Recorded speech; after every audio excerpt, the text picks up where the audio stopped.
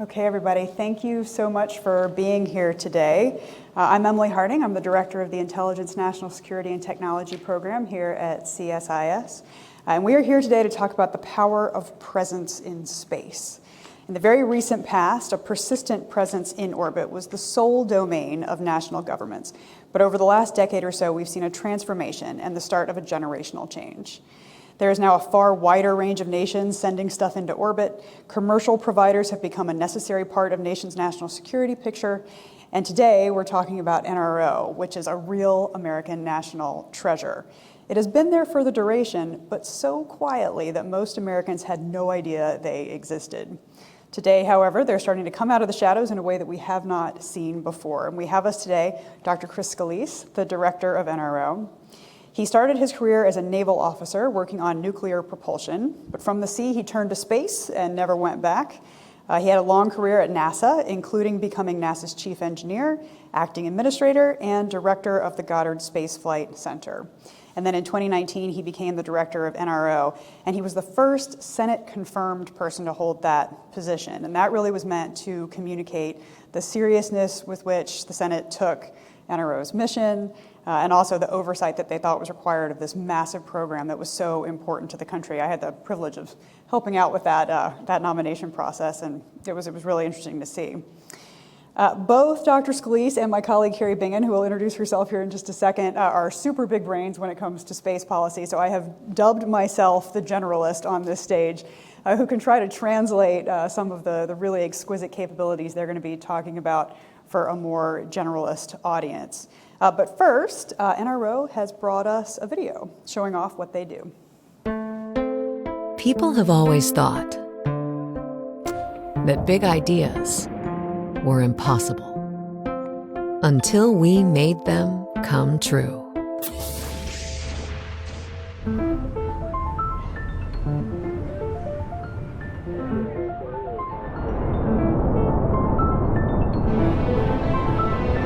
Finding new ways to innovate, helping humanity prepare for the unpredictable on the planet we call home. We see from the perspective of stars.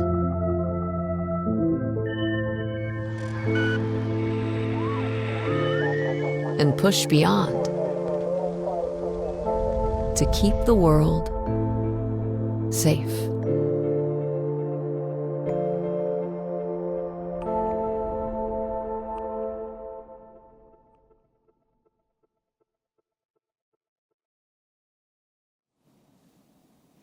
My name is Kari Bingen. I'm the director of the Aerospace Security Project here at CSIS. And it's a real privilege to have you, Dr. Scolese. I am struck by that video, and just think about it for a moment. The National Reconnaissance Office is an organization that's been around over 60 years, but for a lot of that time didn't exist. The government didn't acknowledge its existence until 1992. So to be able to sit here and see a video like that is pretty spectacular. And I also just want to emphasize too, it is incredibly unique to have a director of the National Reconnaissance Office here at CSIS talking publicly about the organization and about the mission. We've had a chance to talk at some trade association events and whatnot, but there's a different audience here, and so we very much appreciate you coming out and talking to that broader audience and educating us. I was fortunate to meet Dr. Scolese back in the 2018-2019 timeframe as you were getting ready to go through your confirmation process that Emily mentioned. And as we were thinking about it in the Department of Defense, where I was at the time, we wanted to ensure that that first Senate-confirmed director was not political, was focused on technical soundness, sound management, and very apolitical in the job, because when you think about acquiring and operating satellites, that's just not a political thing. So we were so privileged that Dr. Scolese said, yes, I will sign up for this mission and continue to serve the nation, so we're very thankful that you did. We have about 30 minutes of Q&A that both Emily and myself will do with Dr. Scolese, and then we'll open it up to audience questions, both in person here and online. So if you're online, go to the event website. There's a button there to click to ask a question. We'll get it here. And then also, if you're in the audience, there's a QR code here for the folks in person. So we do encourage your questions. With that, I'm going to turn it back over to Emily. So the floor is yours, sir. Tell us a little bit about NRO and the mission that you serve. If you had to explain to somebody who had never heard of NRO before what you do, how would you describe it? Certainly. Well, first, thanks for having me here. And you don't have to call me Dr. Scolese. Please call me Chris. I'd appreciate that. So the NRO, as has been mentioned, it's been around for about 60 years, a little more than 60 years. For about half that time, we were a secret. And there was an important reason for us to be a secret at that time. But our fundamental mission hasn't changed over that 60 years. Our job is to go off and collect from the vantage point of space what's happening on the Earth and deliver that to the analyst, the policymaker, the warfighter, the first responder, whoever needs that information. And we have continued to do that over those 60 years. And over that time, we have consistently innovated. We've consistently kept up with the times. Oftentimes we've led technology because countries and people want to prevent us from seeing or finding out what they're doing, so we have to stay ahead that way. We have technology and we need to stay there so that we can make our systems affordable and capable. And at the same time, we've also taken advantage of using, as you said, Emily, the capabilities that already exist. If it exists, why recreate it? With a strong commercial industry, we're taking a lot of advantage of that. And the other thing that's really a difference in the last 30 years is the NRO used to have a contained workforce, if you will. And now we actually recruit and we bring in people. If you're going to do that, you have to tell people you exist or else they can't find you. So we've adapted it over time. We've driven innovation. We've driven technology. We've taken advantage of it. And we've stayed ahead of the competition, if you will. Mm-hmm. So your role is one of both an intelligence agency and also a defense agency. And your point about workforce, if I'm right, once upon a time, NRO pulled personnel directly from CIA, elements of the IC, and then also from the Defense Department. But now that you're doing this open recruiting, you need a much broader swath of people. So can you talk a little bit about that dual role as an intelligence agency and also a defense agency? Yeah, absolutely. If you're operating in space, you can see the whole globe. Therefore, that information should be made available to anybody that needs that information. So the IC or the DoD. It's efficient to have one organization go off and do that. Within certain boundaries, of course, that we need to go off and look at, and that's the role that the NRO has played. And really the difference has been how quickly do you need the data and how much data do you need, and how varied is that data. In the 1960s when we were created, dropping buckets from the sky was fine. The world wasn't changing that fast or that need. It was one adversary at that time, the Soviet Union, that we had to deal with. As we progressed, we needed information faster and faster, and that's true today. People would like information instantaneously, like they can, like you can get with Twitter or X or whatever it is, right?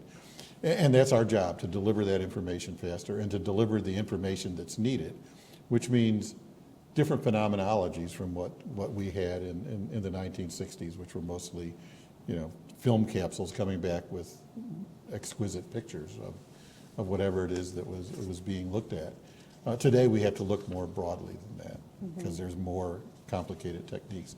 So our fundamental job has stayed the same, and we serve well both the Department of Defense and the intelligence community, and to the extent that they need it, the civil communities, for doing that. And I think it's an efficient use of resources. It's a vantage point that takes advantage of, holistically the whole Earth, and it allows us to distribute that information quickly, and it allows us to coordinate with all those groups to deliver the information that ultimately is needed. So before I turn it over to Kari to talk about some of that generational change, I remember the old TV show 24 and laughing when they were like, redirect the satellites from my cell phone. It's like, if only we could do that. But we're getting closer and closer to that real-time look-in that you're talking about. I'm going to ask you to explain, though, dropping buckets from the sky, because that's a literal thing that Yes. used to happen. So what did that mean? So in the 1960s, it was very difficult to take pictures and beam them to Earth. I mean, today we have cell phones, and anybody that was probably born after 1990 has no idea what film is. And so the most efficient way to get it was to put the camera in space, have the film with the camera, take the picture, roll up the film when you're done taking all the pictures, put it in a bucket, essentially a re-entry vehicle, and drop it down to Earth with a parachute. And if you ever get a chance, go to YouTube and watch it. It's Corona capture of a film capsule coming down. An airplane would catch it in the air, and then it would go and the film would get processed, and those imageries would be distributed. But I think there's one other thing that we should mention. The first really capable NRO satellite that delivered was called GRAB. It was about 20 inches. And it was, so it would be considered a CubeSat today. And that one did transmit information to the ground directly, but it wasn't images. It was locating where radars are. A massive leap forward. Let's talk about our leap forwards today. Well, it's interesting as you're talking about Corona. There was a fantastic history that the NRO historian has put out there on Corona and other programs. One of our team here at CSIS, Christina Nordby, actually found an NRO cartoon series, Yes. too. Legit cartoon series about the history of the NRO. So I commend that reading to folks. But you go from the dropping film canisters to building these very big, exquisite systems. Now, as the threat has evolved, the technology has evolved, you've talked about we are in a moment of generational change with our overhead architecture. Can you talk through explain really what that is? And you've been out there in the press talking about a proliferated satellite architecture that NRO is pursuing. Talk to us about what you're doing there.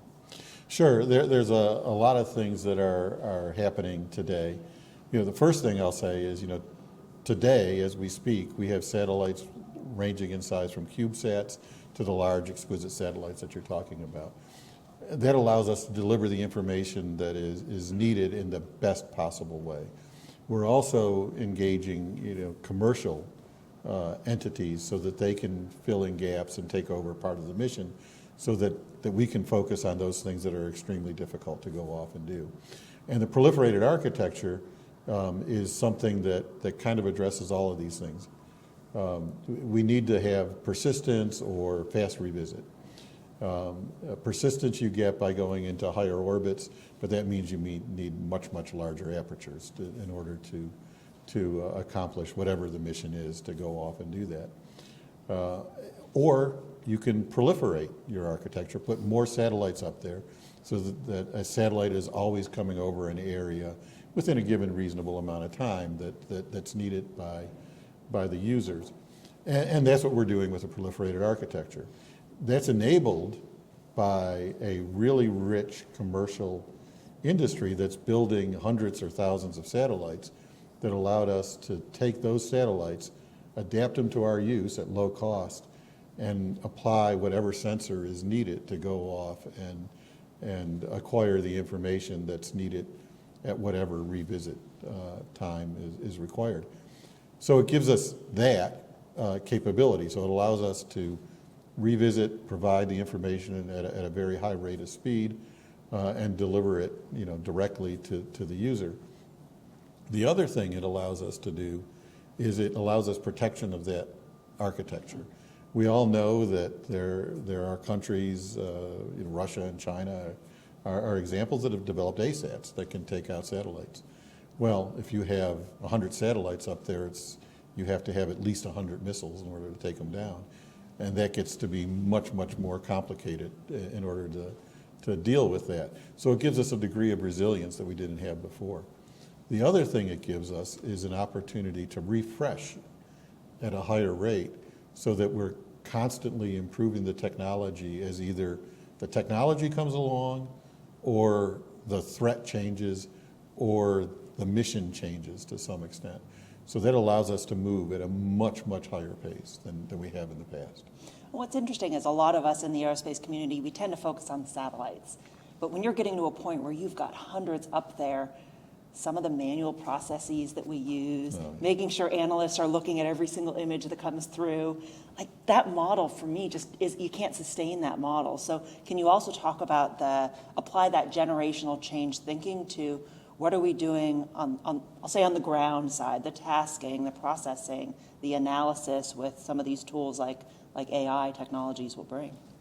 Yeah, absolutely. So it is changing. It has changed because, again, we can deliver information faster with the systems that we have if we can, reduce that data very quickly into a product that is needed.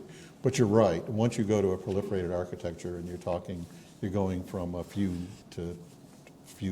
satellites to tens of satellites to now hundreds of satellites, you have to change a lot of things, and we're in the process of doing that. So operating a proliferated architecture means that it's no longer possible to go off and for an individual sitting at a control center to say, I know what this satellite is doing. So we have to have the machines to go off and help us there.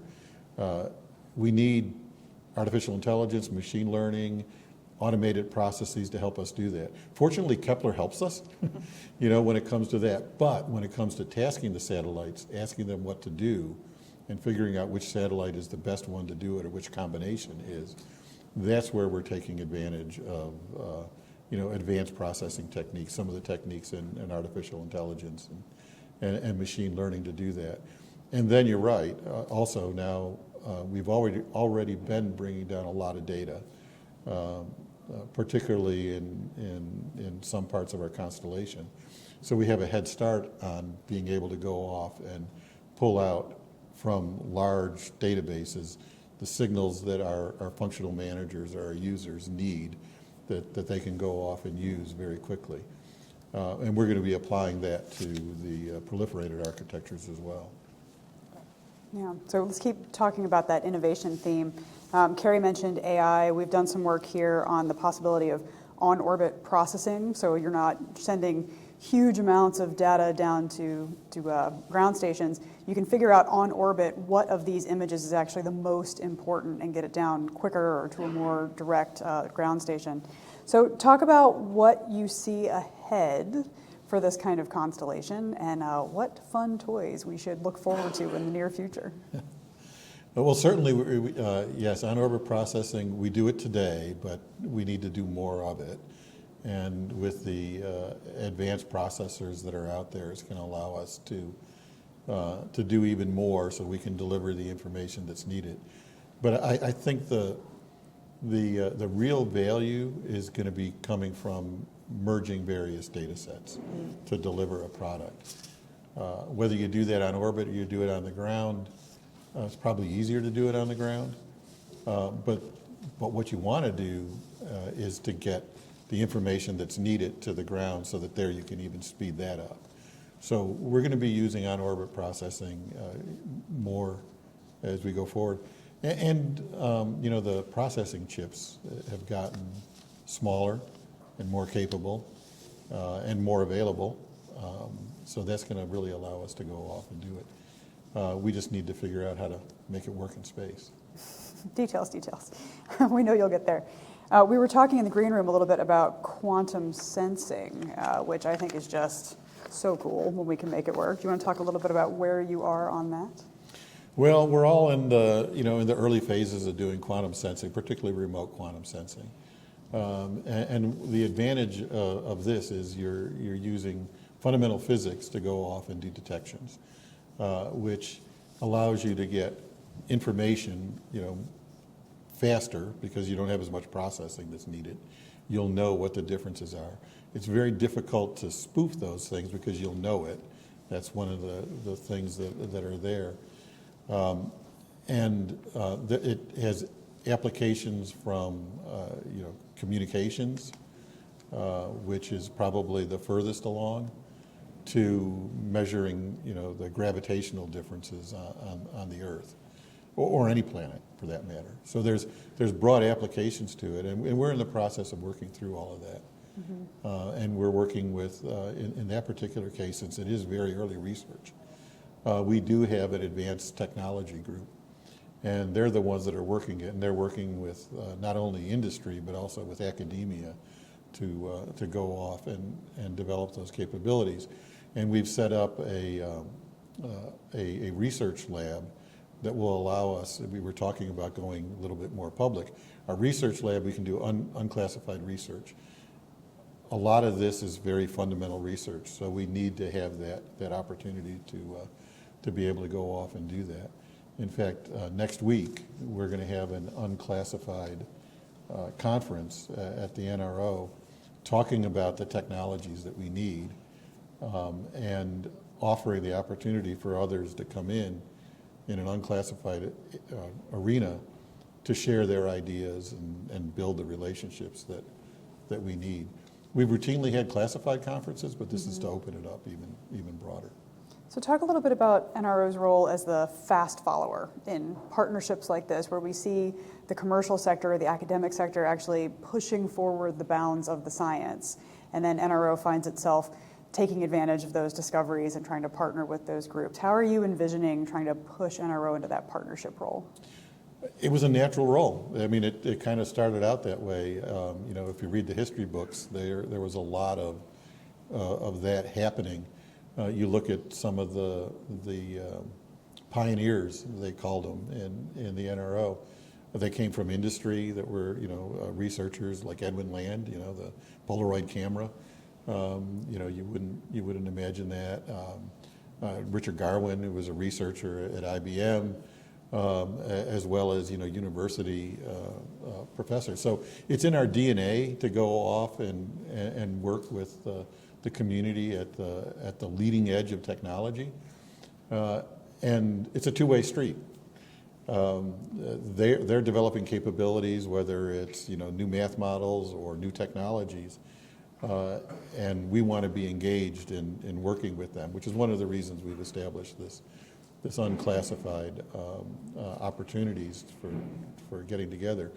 We've had it, but it's been in a tighter confines. This way, it opens it up so that we can bring in even more. And at the same time, we have gone off and demanded and pushed technologies that ultimately end up on the other side in the commercial sector or otherwise. So I would say it's in our DNA to go off and have that relationship and make it work. And we're continuing to go off and do that. The neat thing now is there's a lot more capability out there than there was when the NRO first started. When, as one of you said, it was largely government run. Space was largely government, and most of the others was in individual technologies, not space technologies. That's changed. So now we have that additional benefit coming to us. Mm-hmm. So before I turn it over to Kari to talk about some of the intergovernmental challenges that we have, I want you to talk a little bit about hard targets and how you're using those partnerships, how you're using those advances in technology to go after the truly difficult intelligence questions, places where you cannot get people on the ground, but you can see them from space. Well, you think you can see them from space because they try and hide them. And that requires us to go off and do all the things that we talked about, the proliferated architectures. Now you can't hide because you're constantly being looked at. Greater persistence, again, you can't hide because we're constantly looking. But there's many other things. There's camouflage, if you think about it. There's lots of techniques that can be used, which means we have to go off and look at very different phenomenologies. And we've developed capabilities and are developing capabilities that will allow us to defeat those types of activities. And quantum sensing is one of them. You can't really hide from fundamental physics. That's a great tagline for NRO. You can't hide from fundamental physics. Kari. So I'm going to hit on an issue that I worked on when I was in the Pentagon, and I knew you're in the middle of it day in, day out, which is this Title 10, Title 50 issue. So for those that aren't following, Title 10 is the Department of Defense's authorities, missions. Title 50 is the intelligence community's authorities and missions. And, if I think about it from a DoD perspective, they're putting more missions into space. GMTI, so Ground Moving Target Indicator, is a great example of that. That is a mission that's long been done by aircraft, but as the adversary gets better at their capabilities to keep us out, it's pushing us further and further back. Those aircraft are vulnerable, so we're going to space. But that's a battle space awareness mission. It's not necessarily a traditional intelligence mission, but yet you all are building that capability for our nation. So, you were talking about this generational change. How is that community wrestling with and thinking about, as more of these missions go to space, it's not business as usual. It's not the traditional way that we've tasked these systems, processed them, analyzed them, because speed is of the essence, getting that information right to, say, the warfighter. So how are you thinking through some of those issues that are manifesting, I think, with this, but there's probably more to come? Yeah, that's really a good question, and you've given me a thing that will that makes me think about it. Building the satellites and operating from the vantage point of space doesn't care about Title 10 or Title 50. It's when it hits the ground and who uses it, right? So I actually think of these problems as a data-centric problem. We have to deliver the data at the speed and with the characteristics that the user, and it can be any user, needs. So GMTI is obviously going to go off and need information on where an object is and where it is going, right, in real time. We need to deliver that data there. Others will be delivering also data. That data has to be fused into a product that is used. This is the same problem that we had back when they were moving this to airborne, when now all of a sudden you're remotely sensing it where the operator in the aircraft can't necessarily see the object on the ground without the benefit of equipment. So, we're there, and we're in the process of figuring out how do we bring all that data down, and how do we assimilate it in such a way that we can deliver, in this particular case, to the warfighter the information they need that's going to keep that object, tracked with high reliability. So I think of it more as a data-centric problem. We can collect the data. That data can be used Title 10, Title 50. It can be used in the civil applications, wherever it needs to be. It's how you ultimately fuse that data, assuming that you're delivering it at the quality and at the time that they need it, and the rate of time that they need it, and you're able to provide the discrimination to detect the object. Well, and on Ground Moving Target Indicator, GMTI, you now have this operational challenge presented to you of, we have to track these vehicles, and we're tracking them across multiple satellites. So these satellites are handing off to each other, so you now have to be able to do all of that in real time. You also have this other dimension, which you're collecting electro-optical color images, you're collecting radar images, you're collecting signals. You have to fuse that all together in real time. My hypothesis, though, is those technology challenges are solvable. And your engineers are doing a phenomenal job there, and I'll want you to talk about that. But some of the challenges where, when you're doing those kind of tasking handoffs, or you're having to tip and cue between a signals collection system and an imaging system, they're policy challenges, they're cultural challenges. So can you talk through some of those pieces? Sure, yeah. So we're used to doing hard things, generally hard technical things. Policy things tend to be even harder, as you well know. You're right. I mean, the technical challenges, we are in the process of solving those, and we are making good progress. Some of those have been solved. Some of them are still work to be done. The policy ones, we're still in the process of working through all of those things. And they range from the mundane, how do we make sure that the information we're giving to the user, the warfighter, is accurate, and who's going to make, who is going to do that in the field. I mean, mundane in the sense of, you would expect us to go off and do that. And some of it is more complicated along the lines of you're talking about. How do we integrate all of these different systems in a way that will allow all of that data to come down in a format that is usable to be put together so that we can deliver the product that's needed. And we are in the process of continuing to work through that. Again, we're making a lot of progress there. We're going through it. We put prototypes of the various satellites up there. That's allowed us to see what they can do. It's also allowed us to participate in exercises where we can go off and test those various things. We're also doing tabletop exercises and gaming to allow us to go off and test things at the edges and say, what if this, and then, okay, now we need to adjust, X, Y, or Z. That's helping us to identify, are there policy areas or gaps that we need to go off and address? From the building of the satellites, there's really no gaps there. From bringing the data down, there's really no gaps other than you have to make sure that you get it. But putting all the data together and making that a viable product at the end, that's where we're going off and doing it. We're making good progress. The exercises are helping us an awful lot as we do that, to get that done. And of course, that's just a small subset of what's up there.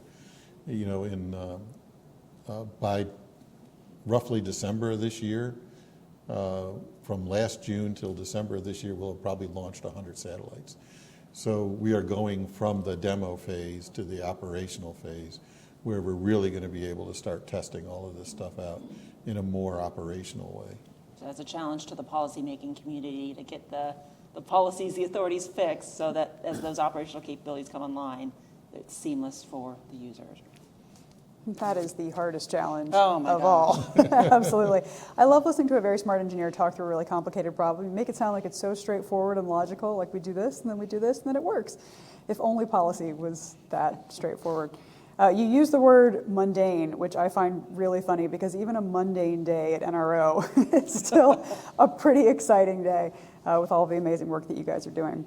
I want to remind the audience to send in your questions. We've already got some online, actually a bunch coming in from online. But scan the QR code and send them in, and we will ask Dr. Scolese, Chris, what he thinks about these questions. Before we do that, though, I want to hit on the topic of trust in intelligence, which is something near and dear to my heart. After a long career working in the intelligence world, I now have the privilege to be more out in public talking about what the intel space does, trying to debunk some of the worst myths and misconceptions. And your entry onto sort of a more public role in bringing NRO into the light, I think, is a great opportunity to talk about this. Balancing classification with transparency, how are you envisioning that as a way ahead for the NRO? And then this new era of openness, one way that we saw this really be a huge intelligence success was the Biden administration's decision to release a lot of information about the impending Russian invasion of Ukraine. Some of that was satellite imagery, some of that was other intelligence. But the fact of being able to point to evidence that nobody could ignore, that this was a thing that was about to happen, I think really prepared the world for what was going to be a ground war in Europe that we haven't seen for decades. So talk a little bit about the way that the IC can operate more in the light, and also just why the American people should be really proud of the work that you're doing. Well, I mean, our job is to deliver information, and ours is again, we're collecting photons and electrons, and we need to turn that into a product, which is a lot easier to do in some respects from figuring out intention.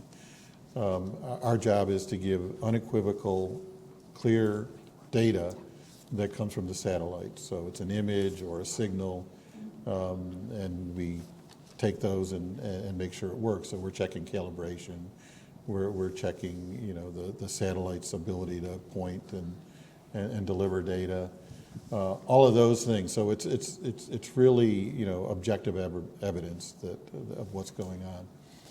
The point you made is an example of how we've come to work very effectively with our commercial partners, combining both the systems that we need to protect the information from and using the commercial imagery.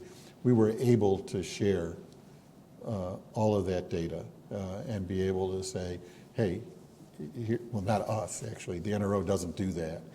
But because we had that ability, we were able to give that information. It's unclassified information. And that was able to be shared with everybody. At the same time, we're also, you know, looking at our products and saying, you know, what really needs to be classified. I mean, it's a broad question that is being asked more and more, and we're part of answering that question. Mm-hmm, for sure. If I can jump in on commercial, and I know you're getting ready to No, tee go up some for it, yeah. questions here too, is we at CSIS earlier this week unveiled a report called Gold Rush, the 2024 Commercial Remote Sensing Global Ranking. So we took inspiration from the Olympics. We did it in partnership with United States Geospatial Intelligence Foundation, Taylor Geospatial Engine, Taylor Geospatial Institute. But one of the reasons why we wanted to assess these worldwide commercially available remote sensing systems was to see what the state of competition looks like. And what was surprising in our results is of all of the winners in different categories of electro-optical imaging, radar, hyperspectral, et cetera, the sector's moving really fast. Roughly half the systems on the podium are ones launched in the last 3 to 4 years. China's making incredible inroads in their technologies that they're now selling commercially. So for us, there was this broader strategic narrative of, you know, what can the government do from a policy regulatory perspective, as a customer, as an investor, to ensure that our companies stay in the lead in the years to come. So all of that is to kind of come back to you. I mean, NRO is buying data and you know, leveraging these commercial capabilities. Where do you see that going, and what role is NRO playing in the viability really of the commercial sector? So, you know, our role is to buy the pixels or the data that's coming back from those satellites and deliver it to the community, principally our partners at NGA and NSA, but more broadly than that as well. And today we have a relationship with, I think, all of the U.S. providers that are in the report that you were talking about. And they span a range from we're just getting to know each other. They may have a new capability or a new idea that they want to bring online, so that's kind of an early phase type of a thing, to demonstrations, which we're doing, for instance, with the radar community right now, that's proving out to be very well, to contracts where we're saying, yes, we want your data, you fill a niche, unquestionably, and you can take over this role from the national means, the government-developed systems. So we cover that range, and we want to work with the commercial community to go off and share what we need, and we do that with our partners, again, at NGA and NSA, to say these are the types of things that we need, so they have an idea of where we're at. And then if they can develop it, and we'll work with them to develop it, as I said, we've got the range all the way from I'm thinking about it to I've got some examples of what I want to do to, you know, we're pretty far along and we want you to really try it out, to, yeah, it's working and we can count on it. That gives us the opportunity to go off and help nurture that community. And over, you know, since we started this about 2018, I think, time frame, we've grown the budget, and you know how hard it is to grow a budget by about 50%. So, you know, that shows, you know, a real commitment to working it.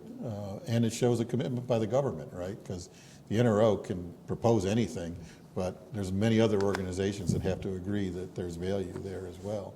So, the U.S. government is indicating that, and we want to continue to grow it even more as we're going forward. So that's a good demand signal. Yeah. Yeah, I just want to put in another plug for Kari's team's wonderful report, the 2024 Commercial Remote Sensing Global Rankings, which we lovingly refer to as the Satellite Olympics. So it's a really good report, and you can look through it quickly at who's accomplishing what in what areas, and you can kind of see the gaps that we as a whole community still need to fill. And I think one thing that really came across to me from the report is the collaboration with allies and how important that collaboration with allies is. Which actually takes me to our first question. From a CSIS intern, Yanni Nikas, how will cooperation with international allies work for NRO? Well, we're doing a lot more with our international partners. We've always sort of had a relationship with the international community, and that's growing. Just like I mentioned, commercial is growing. There is great capability that exists with our partners. And we want to take advantage of it, and they would like to work with us. So that's a great relationship. So we are greatly expanding that relationship, and I think the fact that we're doing that makes people that want to keep us from doing things, makes them worry. And to think about it, we have typically launched from Florida and California. Over the last 4 or 5 years, we've launched from New Zealand with our partners there. We've launched from the UK, and we've launched from Wallops Island, Virginia. So, that shows international partnership. It also shows a diversification of our launch capabilities that we can talk about. Because usually it has a little symbol on the rocket, so I can't say it's not NRO. But that's just an indication of how much more broadly our international cooperation has grown. Yeah. We have a question from Vivienne Machi from Aviation Week that I'm actually going to throw to Kari first, because I think it speaks to your background in commercial space as well as in the government area. I thought I was the moderator today. Not going to get off that easy. So on Tuesday at CSS, representatives of U.S. commercial remote sensing companies reflected upon the current challenges inherent to working with the U.S. government. You shared recently that the NRO is working with a broader swath of industry partners these days, including startups and new space companies. What does the NRO need from commercial space companies that it can't already do, and what needs to be done regulatory, policy-wise, for you to work with these vendors? So the reason I'm forcing Kari to answer this question first is because she's been on both sides of this equation. Man, I thought I was going to be the questioner. No, it's a great question, and one of the areas that we emphasized in the report was the concept of integration. And Chris, you mentioned this quite a bit in your discussion today. Is so long as commercial is thought of as this separate thing, it's going to be a cost center. Folks are not going to want to use it. But if you can bring it in, as you start with the baby steps, the ones that you're thinking about, all the way up to the ones that you've got a deep partnership with, is if you can get those capabilities, experimenting with them, integrating them into your tasking cycles, your operations, into the platforms that your analysts use, it's going to be much more seamless and integrated to them, and they'll see the value of what commercial brings. But I think on the government side, and I apologize if I'm going to take some of your talk here, is there are things that the government demands that maybe the commercial market doesn't demand, or in a different way. So some of the security pieces, the supply chain pieces, yes, the commercial sector cares about that, but the government really, really cares about that. But I'll tee it up for you. I think Kari covered it well. I knew she would. So the only thing that I'll add, from the commercial sector is, we've been talking about space systems, launchers, and we've been talking about spacecraft delivering data. It's broader than that. So everything Kari said, and we definitely want all of that, but to expand it, commercial launch has helped us incredibly. Commercial spacecraft are allowing us to do a lot of things. It enabled our proliferated architecture. There's also, the data centers that we need, because we always talk about space. The cloud services are critical to helping us disaggregate our ground systems so that we don't have one ground system operating everything. We can now disaggregate. The developments in data processing, data science, artificial intelligence, those are all areas that we can take advantage of, and they have a lot of crossover, between commercial and what we need on the government end. So I would just expand what Kari said to include those. So those are some of the things that we could go off and take advantage of. Great. Okay, from Jorge Carlos Arias Delgado from Florida International University. What has been one of the highlights of your career as an engineer and as the director of the NRO? Well, as the director of the NRO, I guess I can't tell you.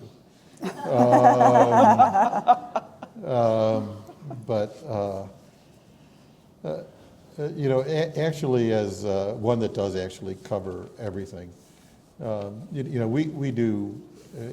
Throughout my career, I've been very fortunate. I've been able to do some really neat things. Build satellites that have looked at the Earth and left the solar system. That's pretty cool. But the other thing that I've really been very, very fortunate to have is to work with, just great people. Just outstanding individuals. And I see them coming in every day. I see it in our interns and everybody else. They're a team. Every organization I've been in, it's been a team.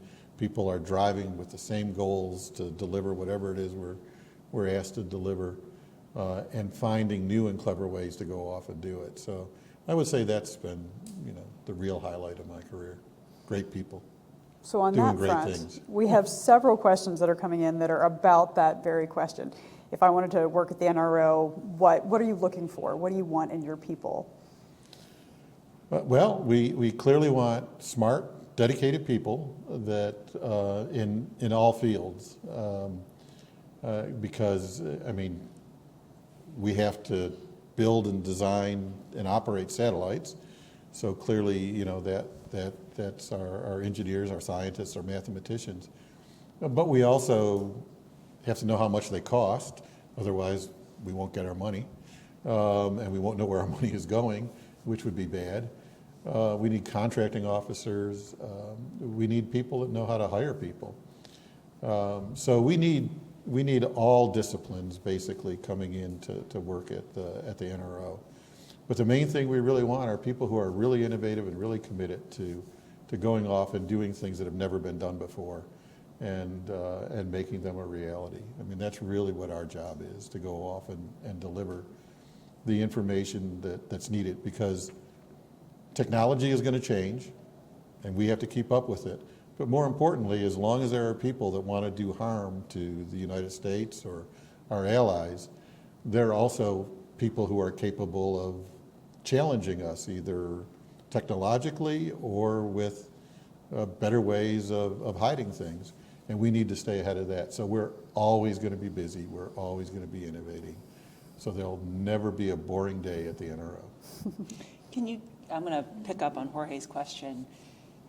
I know you can't tell us the details, but give us a hint, like what's really at the leading edge? What excites you about what the NRO is doing and where it's really pushing the envelope for that young electrical engineer or social scientist that wants to come work at NRO? What are they going to be doing?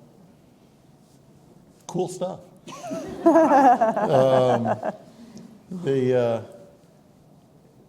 It's very difficult. From a system standpoint about what we deliver is very hard. But from a technology standpoint, you can definitely say things. Think about what we need in terms of optics. You all know we're looking at the Earth, right? Okay, if you take a picture, we've been taking pictures. You got to have mirrors, you got to have lenses, you got to have stuff like that. You don't have to build them all the same way. There are lots and lots of different ways of doing it. Look at Hubble Space Telescope and look at James Webb. right? Hubble is a big monolithic mirror.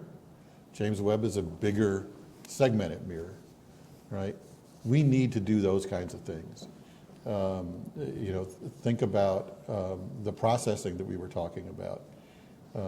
Think about putting an NVIDIA chip, an AI system into space, right? Those are things that we have to go off and think about. The detectors that we use need to be ever more sensitive, which means, solid state physics is absolutely critical to what we're doing. We want to make things smaller, so that's necessary. And think about the materials that we have to go off and use. Now you go off and you talk about those things. You got to have materials that are radiation hardened. They got to be able to take, a relatively rough ride in a rocket. They have to deploy, so we need lots and lots of different capabilities out there.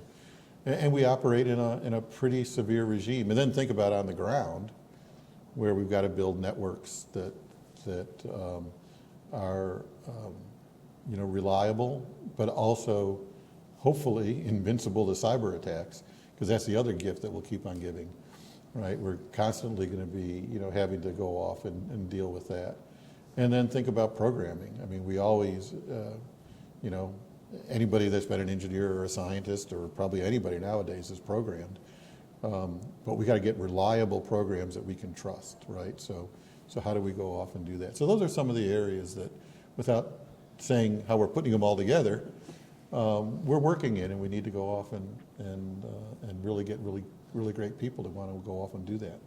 It's one of my favorite things about the IC and working in and with the IC is that people say it's impossible, you can't do that, and they say, okay, hold my beer. We're going to figure it out. We're going to make it happen. So we have two questions that are on the subject of working with allies, especially allies that are not part of the Five Eyes construct.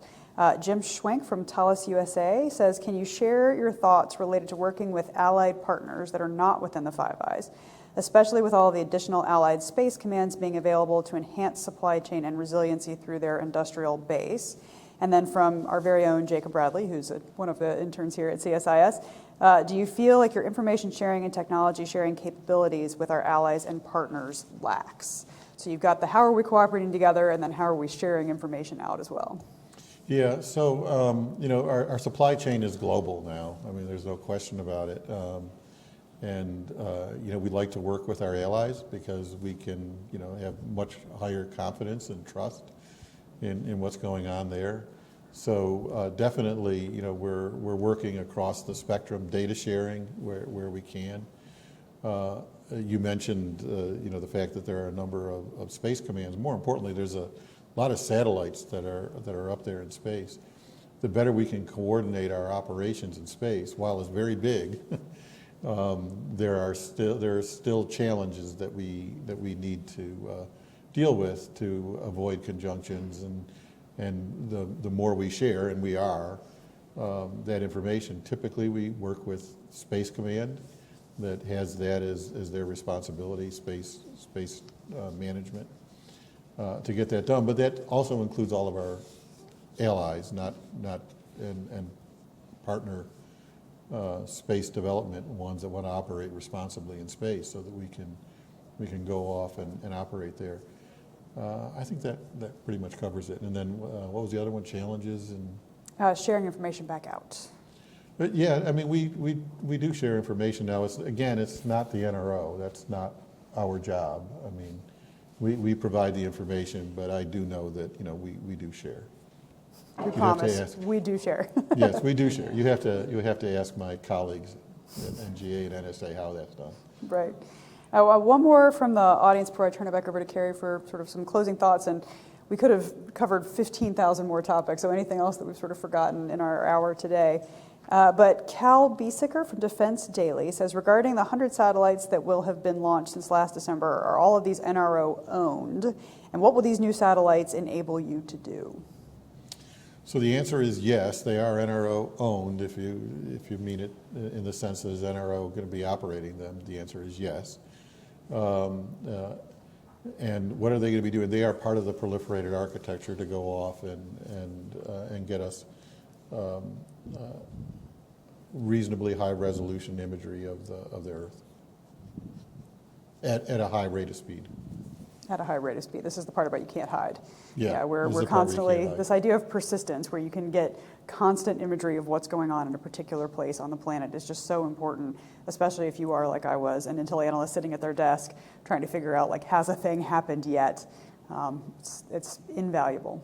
But over to Kari for Right. final questions and Well, thoughts. and I am just, when you just take a step back and think, I mean, this is a community that has long had little inventory to meet a whole variety of different needs.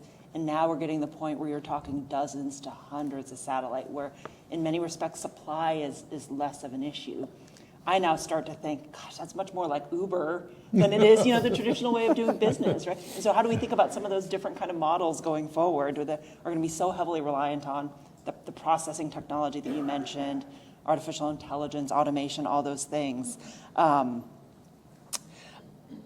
We're going to end. I'm going to give you the last word here, but I want to mention a couple of things. And Chris, you mentioned at the very beginning, which is, it's the National Reconnaissance Office. There's a tremendous amount that you do for providing national intelligence to senior leadership, providing tactical intelligence to warfighters. I remember doing trips when we've done congressional trips to Iraq and Afghanistan, and those folks on the edge were receiving data from NRO satellites.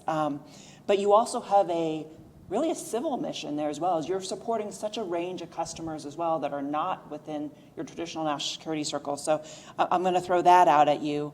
But then also just mention, in the spirit of really the being more transparent and talking about what the organization does, is we plan to follow this discussion up with some of your leadership team as well in different aspects of the NRO mission. So we're really looking forward to hosting other NRO leaders in the future here within the towers. But okay, so last words is remind us of what you do beyond national security, and then also looking forward, what does NRO look like in the next 10 to 20 years? Let's end on that. Okay, well, that's pretty good. I'll go back to, it's all about the data that we deliver and making that available to the appropriate users. So to the civil community, I mean, if you think about some of the challenges that they have and where they need information quickly and reliably, it's if a natural disaster occurs. And typically you have limited communications, limited ability to move around, and you want to know to a first order how bad it is and where are the ways that you can move in order to get resources to the people and the communities that need them. If you have the data and you're delivering it at the pace that it's needed, you can do that quickly. That's part of what the NRO does, as well as supporting other activities. We have a limited role in providing data for climate change and what have you. But I would say that's a perfect example of where we're in there. What's the future going to look like in 10 or 20 years? I'm always, reminded about, people that predict the future. Arthur C. Clarke had a good quote. Look it up if you don't know it. It usually involves, getting it wrong. But I believe the NRO there's still going to be a need to understand what's going on this planet. What are humans doing and what is the planet doing? We're going to need to continue to adapt to deal with that. And some of the things that we talked about are going to be there. But the one thing I do know is it'll be a different generation of people that are out there, maybe up there too, that will be doing this. And, we need to continue to have, really outstanding people going in there and making sure that we can deliver the information that's going to be needed 10 or 20 years, which is going to be different information that's needed today. And Emily and I have both been fortunate. We've been able to walk the halls of the organization that you lead. And to your point, these engineers, these scientists, the others that work there, I mean, they're excited to be there. The mission and the technology is really cool. So thank you for all of your leadership and everything that you're doing to keep our nation safe. And if we can also, we'd like to thank some of the staff that supported this event today. So Christina Nordby, Kendra Lefebvre, and our fantastic streaming and broadcasting team here. So So again, Dr. Scolese, thank you. Thank you. Thank you.